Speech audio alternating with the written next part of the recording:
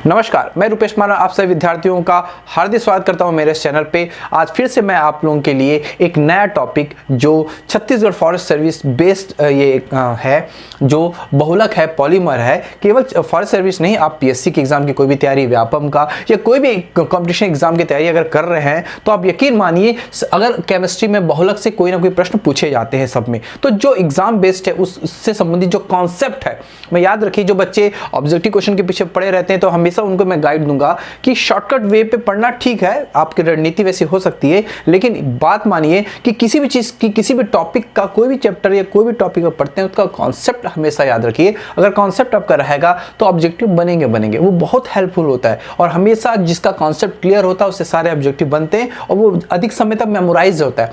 तो रटने का प्रयास ना करें। और केमिस्ट्री को खासकर मैं बहुत प्रयास करता हूं कि केमिस्ट्री जो एग्जाम बेस्ड हो, आपको उसी टॉपिक पर मैं चर्चा करता हूं, डिटेल पे बताता हूं। और विश्वास मानिए, ये टॉपिक बहुत इंपॉर्टेंट है और मैं आपको विश्वास भी दिलाता हूं कि यह वीडियो मेरा अंत तक देखिए। आपको सबसे अच्छा अगर मेरा कोई वीडियो लगेगा तो ये पॉलीमर्स का लगेगा, क्योंकि इसमें मैं आपको सारे के सारे कॉन्सेप्ट बताऊंगा और जो एग्जाम बेस्ड है, क्वेश्चन आने की संभावना है, उसको हम पढ़ेंगे ही पढ़ेंगे। साथ ही साथ आप पॉलीमर से संबंधित कॉन्सेप्ट को हम रटने का प्रयास करते हैं। रटिए मत, कॉन्सेप्ट सीखिए।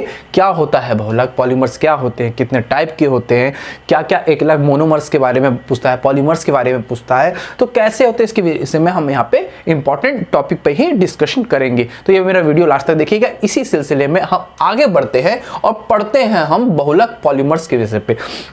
तो कुछ छोटी छोटी टर्मोलॉजी है, इस टर्मोलॉजी को हमको समझना पड़ेगा। कैसे है? जैसे एकलक क्या होता है। अब पहले बहुलीकरण क्या होता है, थोड़ा एक जनरल आइडिया में। मान लीजिए बहुत छोटे छोटे अणु हैं, छोटे छोटे अलग अलग अणु हैं, आपस में मिलकर एक बड़े अणु बनाते हैं।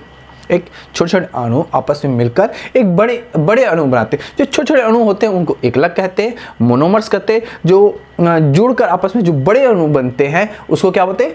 पॉलीमर्स कहते हैं। और ये प्रक्रिया को, इस अभिक्रिया को क्या बोलते हैं? पॉलीमराइजेशन कहते हैं या बहुलीकरण कहते हैं। मेरी बात समझ आई? एक बात और समझ लीजिए कि अब मैं समझाने का प्रयास करूंगा, बिल्कुल हम इजी से समझेंगे और जो इंपॉर्टेंट है और बिल्कुल कॉन्सेप्ट बेस होगा पॉलीमर, अब समझेंगे कि पॉलीमर होता क्या है। ठीक है, तो छोटे छोटे टॉपिक पहले लेंगे, फिर उसके बारे में डिटेल पे हम यहाँ पे चर्चा करेंगे। चलिए आगे पढ़ते हैं कि यहाँ पे देख लेते हैं कि देखिए यहाँ पे एकलक क्या होता है। मैं बताया कि आप एक छोटा सा यहाँ पे देख लीजिए, ये छोटे छोटे अणु हैं, दो अणु ए आपस में मिलकर इस तरीके से आपस में मिलकर बड़े अणु बनाते हैं, तो इसको हम लोग एकलक कहते हैं और इसको बहुलक कहते हैं। ठीक है, आपस में मिलके बड़े अणु बनाए उसे बहुलक कहते हैं। इसको मोनोमर्स कहते हैं, इसको पॉलीमर्स कहते हैं और इस अभिक्रिया को पॉलीमराइजेशन कहते हैं। समझ, आप बहुलीकरण कहते हैं। तो वही क्या है, संयोजन करने वाले छोटे सरल अणुओं को एकलक कहते हैं, जो संयोजन कर रहे हैं एकलक कहते हैं। और बहुलक क्या है, एकलक के संयोजन से बने बड़े अणु को या दीर्घ अणु को बने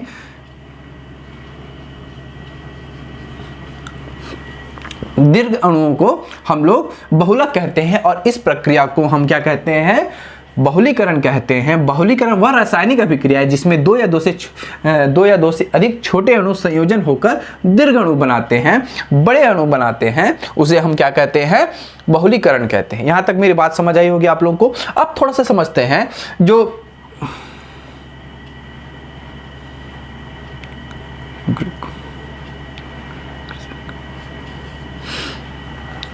ठीक है। यहाँ पे अब यहाँ पे समझते हैं हम लोग कि जो पॉलीमर है, पॉलीमर का मतलब क्या होता है ग्रीक भाषा में? ग्रीक भाषा में पॉली का मतलब होता है बहुत, पॉली का मतलब होता है मेनी, और मर का मतलब होता है पार्ट, हिस्सा, तो बहुत ही बड़ा हिस्सा, तो पॉलीमर्स कहते हैं। जैसे कि अब यहाँ पे देखिए, अब ये क्या है? एथिलीन है।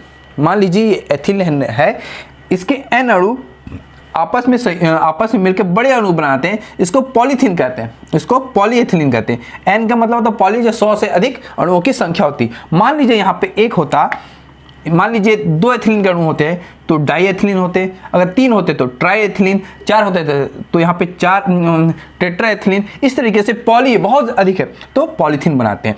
तो ऐसी अभिक्रिया एथिलीन जो होता है, जो जो बहुलीकरण में भाग लेता है उसको एकलक कहते हैं। छोटे छोटे अणु, दो पॉलीथीन मतलब एथिलीन के अणु आपस में लेते हैं और संयोजित होकर बड़े अणु बनाते हैं जिसको पॉलीएथिलीन कहते हैं। इस प्रक्रिया को बहुलीकरण कहते हैं।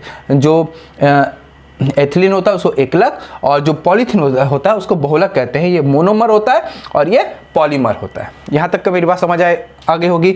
अभी आपको इतना कॉन्सेप्ट क्लियर होगा कि एकलक क्या होता है, मोनोमर्स क्या होता है और पॉलीमर्स क्या होता है और पॉलीमराइजेशन क्या होता है, बहुलीकरण क्या होता है, इतना तो आपको समझ आ गया होगा।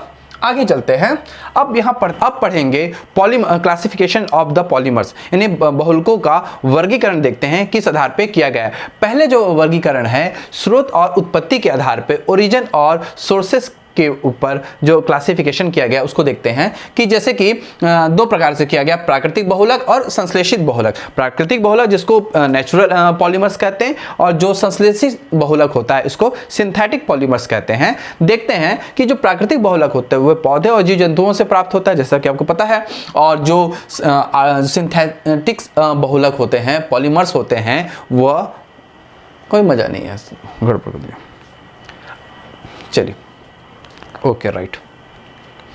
चलिए अब पढ़ेंगे पॉलीमर्स का क्लासिफिकेशन, जो बहुलकों का वर्गीकरण किया गया किस आधार पे किया गया। पहला देखते हैं जो आपको स्रोत और उत्पत्ति के आधार पे किया गया, सोर्सेस और ओरिजिन के बेस्ड पे किया गया है। पहला जो क्लासिफिकेशन है वो है प्राकृतिक बहुलक और संश्लेषित बहुलक होता है। जो प्राकृतिक बहुलक होता है उसको नेचुरल बहुलक कहते हैं, पॉलीमर्स कहते हैं, और जो संश्लेषित बहुलक होता है उसको सिंथेटिक पॉलीमर्स कहते हैं। तो प्राकृतिक बहुलक वे बहुलक होते हैं जो पौधे और जंतुओं से प्राप्त किए जाते हैं, और जो सिंथेटिक्स बहुलक होते हैं, संश्लेषित बहुलक होते हैं, पॉलीमर्स होते हैं, ये प्रयोगशाला में बनाए जाते हैं। तो कई बार एग्जाम में, यकीन मानिए कई बार एग्जाम पे बहुत बार पूछा गया निम्न से कौन सा प्राकृतिक बहुलक है, कौन सा संश्लेषित बहुलक है, इसके बारे में पूछा गया। तो जरूर एग्जाम में एक क्वेश्चन इससे बनता है। तो देख लेते हैं कि बहुलकों का प्रकार तो समझ गए, प्राकृतिक और नेचुरल। अब कैसा होता है, जैसे पॉलीसेकेराइड, ये प्राकृतिक बहुलक का उदाहरण, पॉलीसेकेराइड, प्रोटीन, न्यूक्लिक अम्ल और प्राकृतिक रबर। तो जो पॉलीसेकेराइड होता है, आपको पता है जो पॉलीसेकेराइड होता है वो क्या है, सबसे अच्छा उदाहरण क्या है, स्टार्च और सेलुलोज होता है, जो ग्लूकोज के बहुलक होते हैं। जो स्टार्च और सेलुलोज होता है यह किसका बहुलक होता है, यह ग्लूकोज का बहुलक होता है, ग्लूकोज का बहुलक होता है। आपको पता है जो सेलुलोज होता है वो पौधों का एक संरचनात्मक पदार्थ है, यानी स्ट्रक्चरल मटेरियल होता है, और स्टार्च जो है पौधे स्टार्च के रूप में अपना भोजन संग्रहित रखते हैं, बहुत इंपॉर्टेंट है। ठीक है, तो ये सब सारे क्या होंगे, प्राकृतिक बहुलक होंगे। ठीक है, नेचुरल पॉलीमर्स होंगे। प्रोटीन है, प्रोटीन पता है आपको कि प्रोटीन में अल्फा एमिनो अम्ल का बहुलक होता है, इसमें अल्फा एमिनो अम्ल पाए जाते हैं जो जंतु कोशिकाओं का महत्वपूर्ण भाग होता है। ठीक है, अब यहाँ पे देखते हैं न्यूक्लिक अम्ल। न्यूक्लिक अम्ल क्या है, न्यूक्लिक अम्ल क्या है, जो न्यूक्लियोटाइड्स का बहुलक होता है, इसमें आरएनए व डीएनए पाया जाता है। ठीक है, जो न्यूक्लियाइड्स का जो बहुलक है उसको न्यूक्लिक अम्ल कहते हैं। ठीक है, जिसमें आरएनए और डीएनए पाया जाता है, इसका मुख्य उदाहरण है ये प्राकृतिक रबड़। अब देखिए जो नेचुरल रबड़ है, अब प्राकृतिक रबड़ के बारे में समझते हैं। प्राकृतिक रबड़ क्या है, प्राकृतिक रबड़ क्या है, जब रबड़ के जो पेड़ से प्राप्त होता है, लेटेक्स प्राप्त होता है, उससे हम लोग प्राकृतिक रबड़ प्राप्त किया जाता है। ठीक है, बहुत चिपचिपा होता है, उसे हम प्राकृतिक रबड़ कहते हैं। जो ये प्राकृतिक रबड़ होता है ये कई आइसोप्रोपीनों का योगात्मक बहुलक होता है, कई आइसोप्रोपीनों का योगात्मक बहुलक होता है, जो ये C5H8N का संगठन होता है, जो आप पता है जो रबड़ का पेड़ होता है भारत में है, मैक्सिको में है, अफ्रीका में कई देशों पे है। जो रबड़ का जो पेड़ होता है उसमें उसके तने पे क्या कहते हैं, चीरा लगाते हैं, तो एक पदार्थ मिलता है, मिल्क टाइप का, दूध टाइप का एक पदार्थ मिलता है जिसे हम लेटेक्स कहते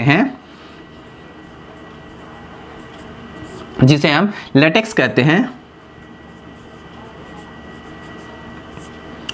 ये जो लेटेक्स रहता है यह एक जो रबड़ है, लेटेक्स है, एक कोलाइडी विलियन होता है। इस पे आप देखेंगे, इस पे थोड़ा सा समझ लीजिए, इस पे कम से कम 30 से 40 जो प्रतिशत होते हैं इसमें रबड़ होते हैं, 0.3% इसमें क्या होता है, इसमें 0.3% प्रोटीन होता है,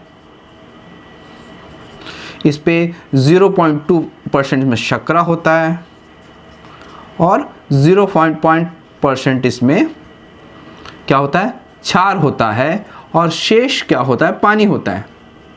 शेष क्या होता है, पानी होता है। अब जो लेटेक्स होता है ना, इससे हमको कैसे किस तरीके से रबड़ निकालते, कैसे रबड़ प्राप्त किया जाता है, थोड़ा सा इसके विषय बता देता हूँ, इंपॉर्टेंट नहीं, थोड़ा सा समझ लीजिए, आइडिया हो जाएगा आप लोगों को। इसमें क्या करते हैं, इसमें लेटेक्स जो होता है कोलाइडी विलियन होता है, कोलाइडी विलियन होता है, ठीक है, इस तरीके से कोलाइडी विलियन होता है। इसमें 1% क्या करते हैं, इसमें 1% हम एसिटिक अम्ल डालते हैं, जिससे कोलाइडी जो विलियन होता है वो क्या स्कंदन हो जाता है और नीचे बैठ जाता है, ठीक है, इस तरीके से नीचे बैठ जाता है। इसको क्या करते हैं, इसको छान के निकाल लेते हैं। एक्चुअली जो ये प्राकृतिक जो रबड़ होता है इसमें बहुत कम लचीलापन होता है, ठीक है, चिपचिपा, एक तो चिपचिपा भी होता है, इसका बहुत ही कम उपयोग हो पाता है, तब भी देखते हैं तो इसका उपयोग जैसे कि रेनकोट बनाने पे होता है, ठीक है, रेनकोट बनाने में ऊन रेनकोट बनाने में और आपका गोंद के रूप में इसका प्रयोग किया जाता है, ठीक है। एक्चुअली में अब थोड़ा सा इसकी बेसिस में और थोड़ा सा बता देता हूँ, अगर जानना ही चाहेंगे तो जो प्राकृतिक रबड़ होते हैं उसका नेचुरल रबड़ उसका उपयोग उतना अच्छा हो नहीं पाया। तो 1839 में चार्ल्स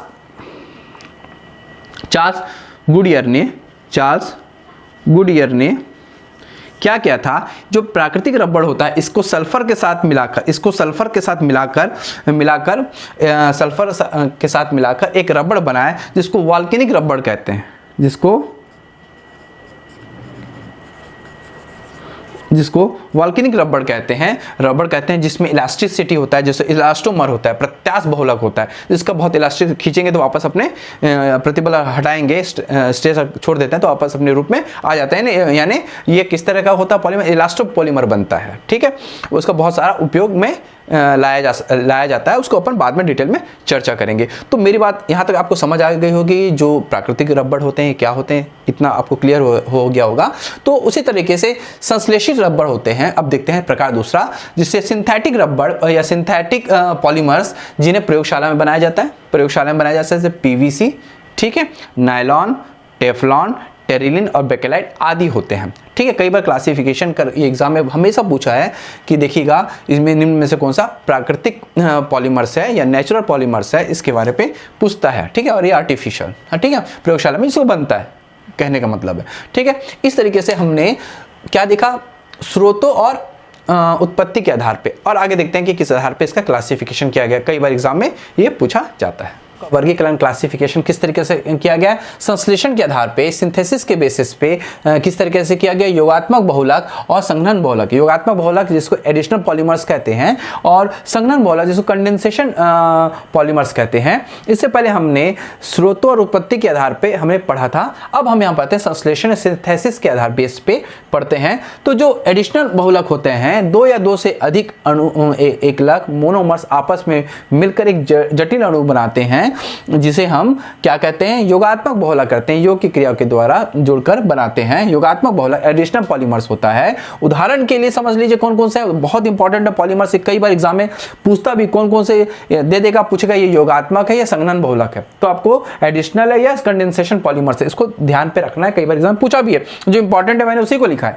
तो जो एडिशनल पॉलीमर्स होते हैं, जैसे वो पॉलीएथिलीन होते हैं, पॉलीप्रोपिलीन होते हैं, पॉलीस्टाइरीन होते हैं, टेफ्लॉन है, पीवीसी है, पॉलीवाइनिल क्लोराइड है, नियोप्रीन है, आपको ब्यूना एस रबर है, जिसको एसबीआर मतलब S for styrene butadiene rubber, ठीक है, और ब्यूना एन रबर जिसको GRA यानी जनरल पर्पस रबर एक्रोनाइट्राइल कहते हैं, ठीक है। और क्या है, पॉली एक्रिलेट, ये सब क्या है, जो पॉलीमर्स हैं वो एडिशनल बहुलक है, एडिशनल पॉलीमर्स है, बहुलक है, योगात्मक बहुलक है।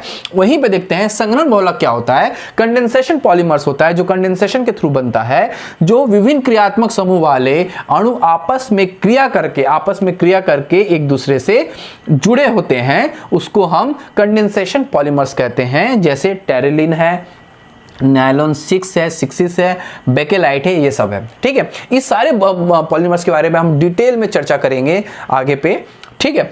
अब देखते हैं थर्मोसेटिंग और थर्मोप्लास्टिक पॉलीमर्स। जो थर्मोसेटिंग और थर्मोप्लास्टिक भी होते हैं, इसे क्लासिफिकेशन नहीं बता के इंपॉर्टेंट है थर्मोसेटिंग पॉलीमर्स क्या होता है, थर्मोप्लास्टिक पॉलीमर्स क्या होते हैं, इसके बारे पे देखते हैं। ये नरम होते हैं, पिघलाने से गर्म करने में पिघल भी जाते हैं। कौन से? ये योगात्मक एडिशनल पॉलीमर्स होते हैं, ठीक है, जैसे पीवीसी होते हैं, नायलॉन है, टेफ्लॉन है, ये सब क्या थर्मोप्लास्टिक है, ठीक है। यहीं पे देखते हैं थर्मोसेटिंग क्या होता है। कई एग्जाम पूछ भी सकते हैं थर्मोप्लास्टिक और थर्मोसेटिंग में क्या डिफरेंट है। तो जो नरम नहीं होते हैं, ठीक है, पिघलता है, इसे गर्म करने पे ये पिघलते हैं, लेकिन कोई एक आकार, हाँ और इंपॉर्टेंट है, ये आकार इसका परिवर्तनशील है, लेकिन इसका आकार परिवर्तनशील कैसे नहीं, किसी आकार में ढालने के बाद इसको परिवर्तन नहीं किया जा सकता, इसको थर्मोसेटिंग कहते हैं।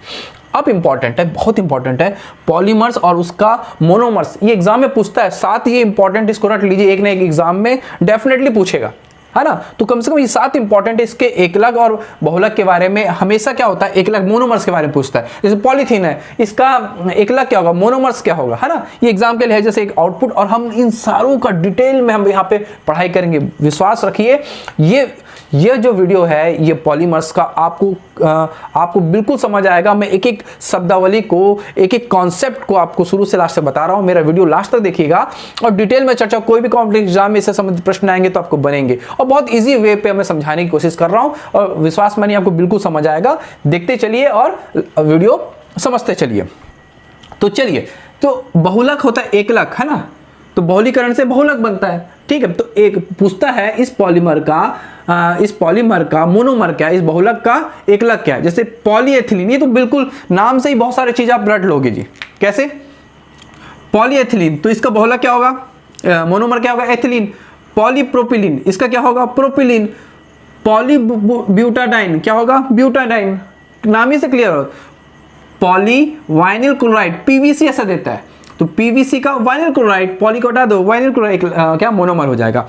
यहीं पे देखते हैं पॉली आइसोप्रीन, तो आइसोप्रीन हो जाएगा। टेफ्लॉन, ये कई बार एग्जाम में, ये बहुत इंपॉर्टेंट है, ये एग्जाम में तो देख लीजिए कई बार एग्जाम में पूछा है। टेफ्लॉन क्या होता है, टेफ्लॉन इंपॉर्टेंट, टेफ्लॉन मतलब टेट्राफ्लोरोएथिलीन को टेफ्लॉन कहते हैं, है ना, टेट्राफ्लोरोएथिलीन को टेफ्लॉन कहते हैं। यहाँ पे क्लियर हुआ। यहाँ पे बहुत इंपॉर्टेंट है, हमेशा पूछा है इसके मोनोमर के बारे पे। जैसे नायलॉन 6 हेक्सामेथिलीन डाइएमीन, हेक्सा, ये सब इंपॉर्टेंट है। नायलॉन हेक्सामेथिलीन डाइएमीन होता है। बेकेलाइट, इसका मोनोमर, ये भी बहुत इंपॉर्टेंट है, आईएमपी है एकदम, एग्जाम बेकेलाइट तो पूछते ही पूछते हैं। क्या है बेकेलाइट, फिनॉल और फॉर्मेल्डिहाइड, ठीक है। वहीं पे देखते हैं ग्लिप्टल, इसका थैलिक अम्ल और एथिलीन ग्लाइकॉल। इस तरीके से समझ आया। इस तरीके से पॉलीमर और मोनोमर के बारे पे इंपॉर्टेंट है, मैंने इसको बताया। आगे इसके एक एक चीज के, पीवीसी के बारे में, नायलॉन के बारे में, बेकेलाइट के बारे पे, इसके अभिलक्षण के बारे पे, इसके उपयोग के बारे पे हम डिटेल में चर्चा करेंगे। चलिए आगे पढ़ते हैं। अब आगे पढ़ेंगे, सारे पॉलीमर्स के बारे में डिटेल में चर्चा करेंगे। ये एग्जाम पॉइंट ऑफ व्यू से बहुत इंपॉर्टेंट है। मैं बार बार बोल रहा हूँ कि बिल्कुल ये वीडियो और आने वाला आगे का जो वीडियो है मेरा, सारे पॉलीमर्स के बारे पे मैं डिटेल में यहाँ पे चर्चा करूंगा। इसको मिस मत कीजिएगा, डेफिनेटली देखिएगा, एग्जाम के लिहाज से सबसे ज़्यादा इंपॉर्टेंट है। तो चलिए हम पढ़ते हैं पॉलीथीन। बस आप लोग पॉलीथीन के बारे में, पॉलीथीन 2 प्रकार का होता है, हाई डेंसिटी और लो डेंसिटी पॉलीएथिलीन के बारे पे। तो किस तरीके से बनता है, जो लो डेंसिटी, जो लो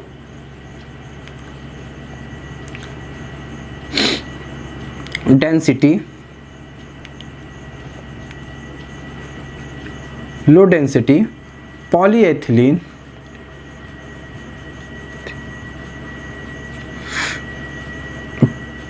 पॉलीएथिलीन जो लो डेंसिटी का पॉलीएथिलीन होता है, वो किस तरीके से बनता है, लो डेंसिटी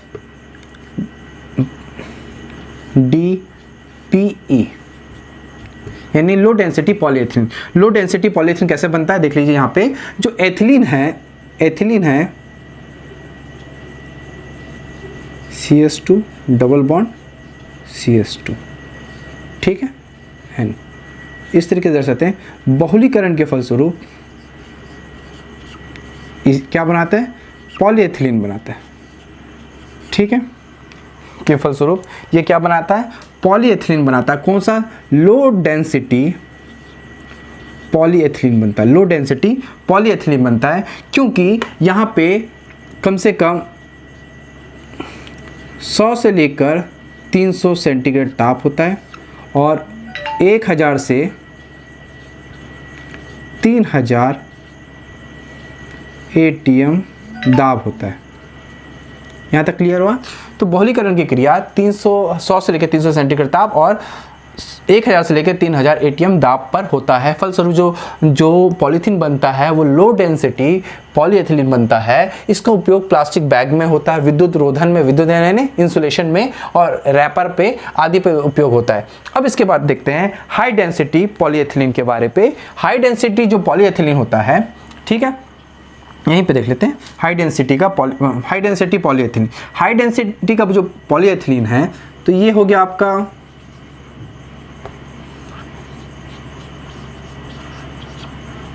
ये हो गया एथिलीन, ठीक है, बहुत इंपॉर्टेंट है हाई डेंसिटी का पॉलीएथिलीन। जो हाई डेंसिटी का पॉलीएथिलीन इसने जिगलर और नाटा ने बनाया था, जिसे 1963 में इनको नोबेल पुरस्कार दिया गया है। किस तरीके से इन्होंने क्या किया था? जिगलर नाटा उत्प्रेरण ने टाइटेनियम टेट्राक्लोराइड और एथिल एल्युमिनियम, ठीक है, एथिल एल्युमिनियम को इसको बोलते हैं अक्रिय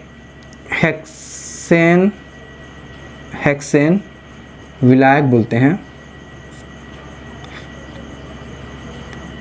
या इसको बोल सकते हैं जिगलर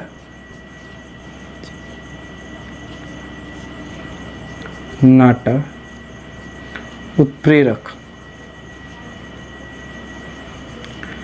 तो जिगलर नाटा ने बनाया था। इन्होंने क्या किया? एक यौगिक ले लिया, टाइटेनियम टेट्राक्लोराइड एल्युमिनियम एथिलीन के प्रयोग के रूप में प्रयोग किया, और जो पॉलीएथिलीन, जो एथिलीन बना आपका,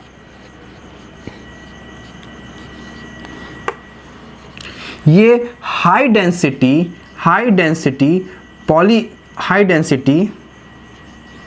पॉलीएथिलीन बना। सबसे बड़ी बात है कि ये निम्न दाब और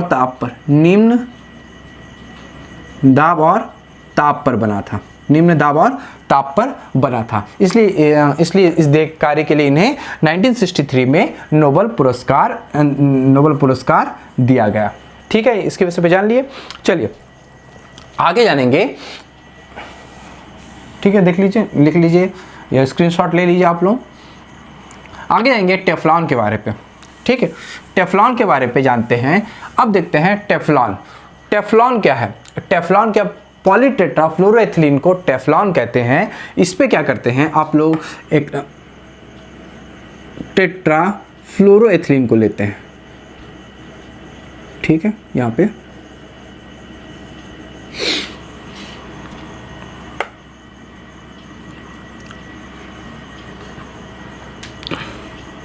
बहुलीकरण होगा तो जो बनेगा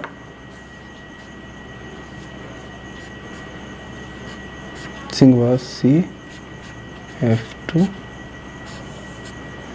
ठीक है। यहाँ पे इसको बोलते हैं टेफ्लॉन कहते हैं, टेफ्लॉन कहते हैं। ये एकलक होता है टेट्राफ्लोरोएथिलीन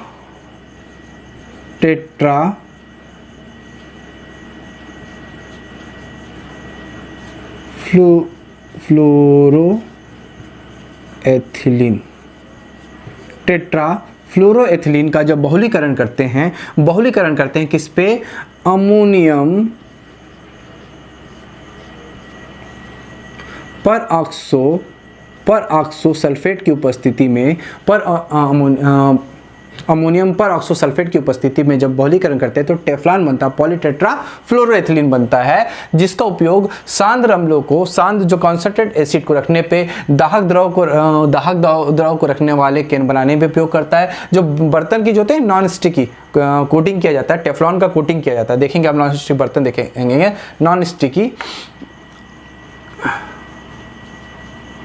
नॉन स्टिकी बर्तन के लिए, है ना, टेफ्लॉन का कोटिंग किया जाता है, गैस्केट बनाने पे इसका उपयोग किया जाता है। बहुत इंपॉर्टेंट है। ठीक है, आगे चलते हैं, देखते हैं हम लोग।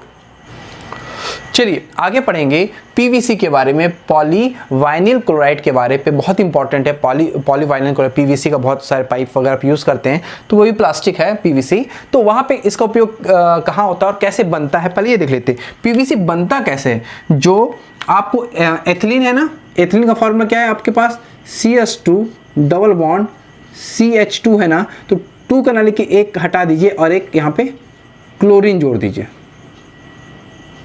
ठीक है। इसके N अणु लेंगे, ठीक है। बहुलीकरण में कम से कम टेम्परेचर 425 से लेकर 475 किलो ताप पर, ठीक है। इस तरीके से बहुलीकरण से आपका क्या बन जाएगा, CH2 डबल बॉन्ड था, यह सिंगल हो जाएगा, CH ये खुल जाएगा और इस तरीके से खुल जाएगा। इसी को ही बोलते हैं पॉली वाइनिल क्लोराइड, पॉलीवाइनिल क्लोराइड इसी को बोलते हैं, और इसी को क्या बोलते हैं, PVC कहते हैं, PVC। अब PVC का उपयोग कहाँ पे होता है, देख लीजिए। PVC का उपयोग बहुत ही मजबूत, जैसे PVC की पाइप आती है ना, PVC प्लास्टिक पाइपलाइन के लिए, रेनकोट पे इस्तेमाल होता है बनाने में, वाटरप्रूफ वस्तुएं बनाने में और वैद्युत इंसुलेटर बनाने पे इसका प्रयोग किया जाता है, ठीक है।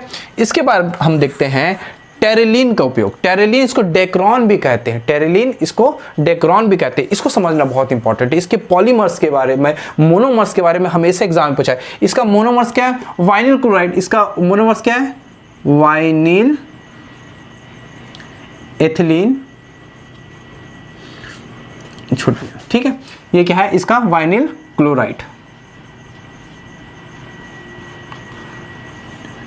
पॉली वाइनिल क्लोराइड होता है, तो ये वाइनिल क्लोराइड, ठीक है। यहाँ पे अब यहाँ पे देखते हैं टेरेलिन क्या है। टेरेलिन देखिए, टेरेलिन बनाने के का डेक्रॉन कहते हैं, इंपॉर्टेंट है। आप एथिलीन ग्लाइकॉल जानते हैं क्या है, एथिलीन ग्लाइकॉल का फॉर्मूला देख लीजिए। इसको लिखेंगे कैसे, ग्लाइकॉल का फॉर्मूला क्या होता है, CH2OH और CH2OH। तो इसको इस तरीके से लिख रहा हूँ मैं, देखिए OH, यहाँ पे CH2 और OH। इसके कितने अणु लेंगे हम लोग, N अणु लेंगे, ठीक है। साथ में क्या होता है, हम लोग यहाँ पे टेरेथैलिक अम्ल, टेरेथैलिक ये क्या है, एथिलीन ग्लाइकॉल। ये क्या अपने पास, एथिलीन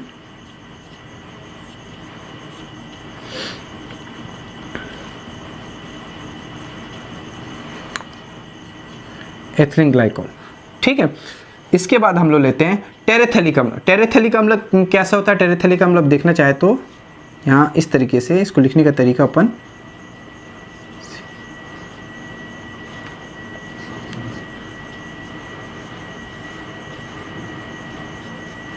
ठीक है। इसको ऐसे भी लिख सकते हैं आप समझना चाहे तो, डबल बॉन्ड OH। इसको भी अपन इसी तरीके से लिख सकते हैं, C डबल बॉन्ड O, और यहाँ पे, ठीक है, यहाँ पे, ठीक है। तो इसको इस तरीके से लिख रहा हूँ मैं, यहाँ पे OH C है, ऊपर में लिख दिया बेंजीन रिंग है,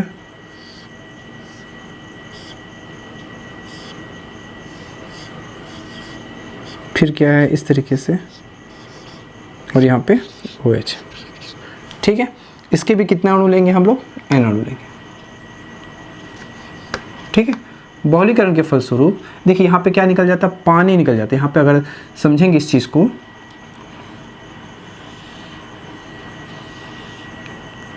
इस तरीके से, तो कितने अणु, N अणु हमको पानी निकल गए, और जो बचा, क्या बचा अपने पास, देखिए OH है, फिर यहाँ पे CH2 है, फिर यहाँ पे क्या है CH2 है, फिर यहाँ पे क्या है अपने पास, यहाँ पे देखिए यहाँ ऑक्सीजन है, फिर यहाँ पे कार्बन है, डबल बॉन्ड है, फिर यहाँ पे बेंजीन रिंग है, ठीक है। फिर इस तरीके से O और ये, ठीक है।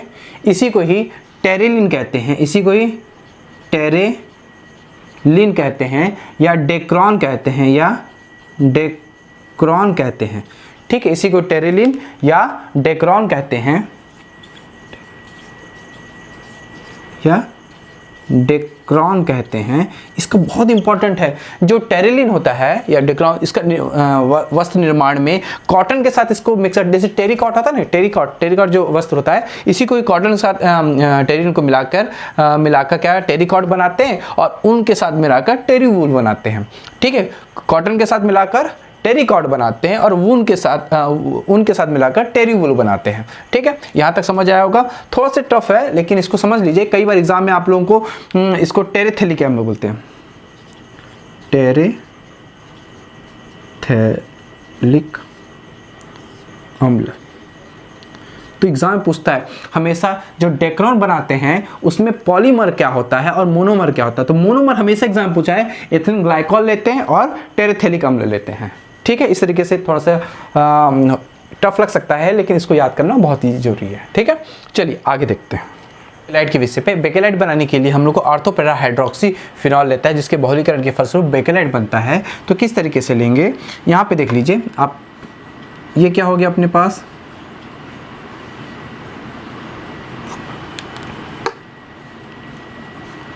ऑर्थो,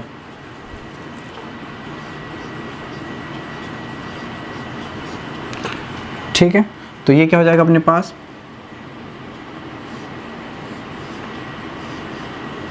पैरा,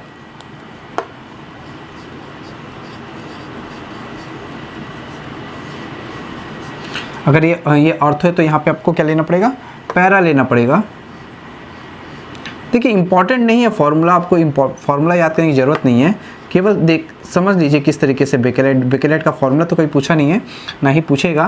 तो केवल किस तरीके से बनता है, इसके मोनोमर के बारे पे हमेशा पूछता है, यानी किस तरीके से। तो ortho para hydroxy methyl phenol लेते हैं। तो ठीक है, अगर यहाँ पे ऑर्थो ले रहे हैं तो यहाँ पे हमको पैरा लेना पड़ेगा, अगर यहाँ पैरा ले रहे हैं तो यहाँ पे हमको ऑर्थो लेना पड़ेगा। तो बस इसी चीज़ का ध्यान रखना है आपको, और इसी तरीके से हम बेकेलाइट बना लेंगे, है ना। इस तरीके से अगर मैं इसको लिखने का, यहाँ पे OH है तो ऑर्थो में दो नंबर में जोड़ना पड़ता है, दो को ऑर्थो कहते हैं। तो यहाँ पे क्या हो जाएगा, CH2, अगर इसको इस तरीके से मैं लिख दूँ, ठीक है। बस इसकी बहुलीकरण करना है, और बहुलीकरण करने के बाद किस तरीके से हमको मिलेगा बस देख लेना। यहाँ पे बेंजीन रिंग है तो पेन। अब देखिए यहाँ पे अब हर जगह CH होता है, तो यहाँ पे ये हो गया H, और इस तरीके से ये अणु, पानी के अणु यहाँ से क्या होंगे, निकल जाएंगे। ठीक है, यहाँ पे देखिए, यहाँ पे H, तो इस तरीके से क्या मिलेगा, बहुत ही आसान तरीके से हम लोग बेकेलाइट, और यहाँ पे H, बेकेलाइट का फॉर्मूला इस तरीके से, यहाँ पे H। ठीक है, तो इस तरीके से आप देखेंगे कि यह क्या होगा, पहले OH कर लीजिए आप, कहीं भी जोड़ना यहाँ से, तो CH2, फिर यहाँ पे क्या कीजिए,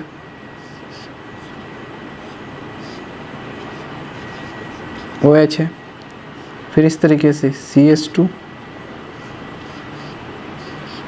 यहाँ पे OH है, यहाँ पे देखिए, फिर यहाँ पे क्या है अपने पास CH2,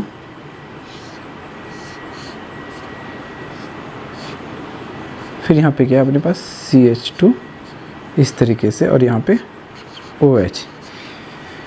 ठीक है, इस तरीके से क्या बन गया, ये बेकेलाइट बन गया। क्या बन गया,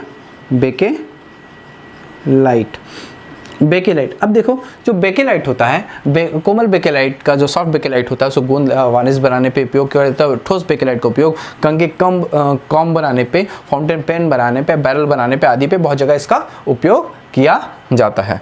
ठीक है, इस तरीके से बेकेलाइट के विषय पे हम लोग पढ़ा। अब पढ़ेंगे हम ब्यूना S और ब्यूना N रबर के बारे पे। जो ब्यूना S रबर होता है, S को SBR भी कहते हैं, S for styrene, B for butadiene rubber, और यहाँ पे ब्यूना N रबर है जो GBR कहते हैं, जनरल पर्पस रबर एक्रोलोनाइट्राइल कहते हैं। ठीक है, यहाँ पे तो किस तरीके से बनता है, जब 1,3 ब्यूटाडाइन लेते हैं, 1,3 ब्यूटाडाइन लेते हैं, यानी आपको double bond CH double bond इस तरीके से 1,3 ब्यूटाडाइन होता है। इसकी क्रिया स्टेरिन से करते हैं।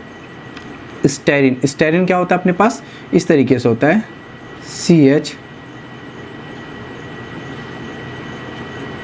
डबल बॉन्ड होता है यहाँ पे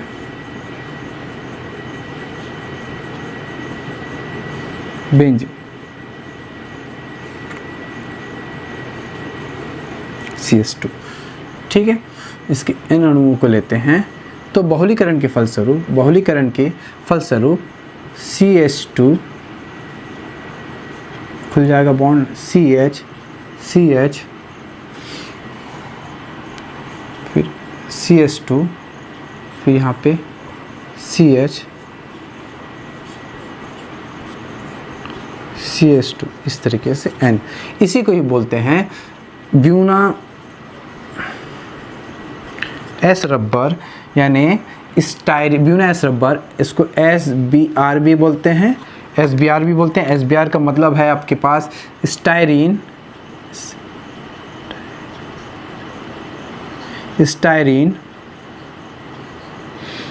rubber, styrene butadiene rubber, SBR कहते हैं। यहाँ तक का समझ आ गया, ठीक है, क्लियर हुआ यहाँ पे। नेक्स्ट देखते हैं हम लोग यहाँ पे, चलिए अब पढ़ेंगे ब्यूना एस रबर के बारे में। इसको GBR भी कहते हैं, जनरल पर्पस रबर एक्रोलोनोनाइट्राइल कहते हैं। इसका उपयोग कैसे किस तरीके से बनता है देखते हैं। जब हम 1,3 ब्यूटाडाइन को यानी CH2 double bond CH single bond CH इस तरीके से, ठीक है, यहाँ पे हुआ डबल बॉन्ड।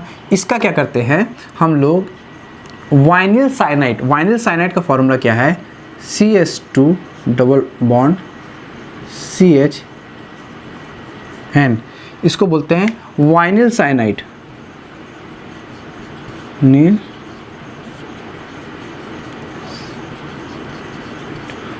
साइनाइड के साथ बहुलीकरण कराते हैं, ठीक है, इसके एनएडो और इसके कराते हैं तो बनता है यहाँ पे ब्यूना N रबर। किस तरीके से CH2 डबल बॉन्ड CH2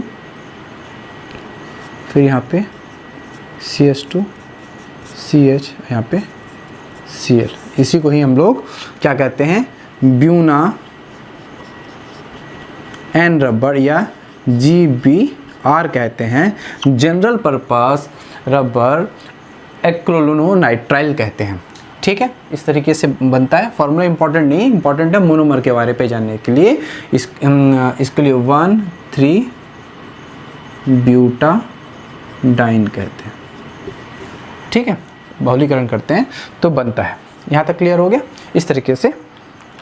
चलिए अब पढ़ेंगे नायलॉन 66 के बारे में। इसको बनाने के लिए हमको हेक्सामेथिलीन डाइएमीन चाहिए। हेक्सामेथिलीन यानी CH2 कितना लेंगे 6 लेंगे और डाइएमीन यानी NH2 यहाँ पे और NH2 यहाँ। इसका क्या नाम है आप यहाँ पे देख लीजिए, इसका नाम क्या है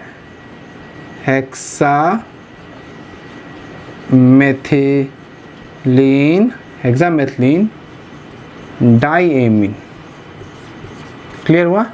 फिर इसका देखते हैं, इसका क्या करते हैं ADP अम्ल के साथ यानी N लेंगे। ADP अम्ल कैसे देखिए, ADP अम्ल कैसे होता है यहाँ पे HC, ठीक है, CH2 4 लेते हैं, सेम यहाँ पे CH, ठीक है। ये क्या हो गया एडिपिक अम्ल। बहुलीकरण के फलस्वरूप नायलॉन 66 देते, बहुलीकरण के फलस्वरूप नायलॉन 66। देखो यहाँ पे समझ आएगा, इस तरीके से हम देखेंगे तो यहाँ से ये पानी निकल जाता है, ठीक है, और यहाँ से एक H और यहाँ से OH। तो किस तरीके से बनेगा, यहाँ से एक H निकल गया तो क्या हो गया अपने पास एक बॉन्ड खाली हो गया, ठीक है, एंड यहाँ पे H कर सकते हैं, ठीक। फिर यहाँ पे CH2 6 फिर N फिर यहाँ पे CO यहाँ पे NH, ये H2 है ना, तो यहाँ पे एक H रहेगा, ठीक है, NH सिंगल बॉन्ड। फिर इस तरीके से CH2 इसका ये 4, फिर यहाँ पे देखिए से खाली ये, ठीक है। इसी को ही हम लोग नायलॉन 66 कहते हैं, नायलॉन 66 कहते हैं, ठीक है। इस तरीके से क्लियर हुआ। चलिए को कंप्लीट कर लिया। जो इम्पोर्टेंट एग्ज़ाम के पॉइंट ऑफ व्यू से इम्पोर्टेंट थे उन सारे टॉपिक को मैंने लेके आपको पढ़ाया। इसी संबंधित अगर कोई प्रॉब्लम है आपको तो ज़रूर मेरे को नीचे कमेंट कीजिएगा, ज़रूर मैं उसको आपको जो भी डाउट्स हैं क्लियर करने की पूरी कोशिश करूँगा। साथ ही साथ जिन बच्चों को इसका PDF चाहिए, इसके PDF यानी इसके ऑब्जेक्टिव क्वेश्चन पढ़ने के बाद जो इंपॉर्टेंट ऑब्जेक्टिव क्वेश्चन चाहिए, ज़रूर मेरे व्हाट्सएप नंबर पर आप उसको भेजिए, जिसको चाहिए है ना, तो मैं उसको उसके व्हाट्सएप नंबर पे PDF प्रोवाइड जरूर करा दूंगा। ठीक है, मेरा वीडियो देखने के लिए बहुत बहुत धन्यवाद है और इसी तरीके से आपका प्यार बना रहे। नमस्कार।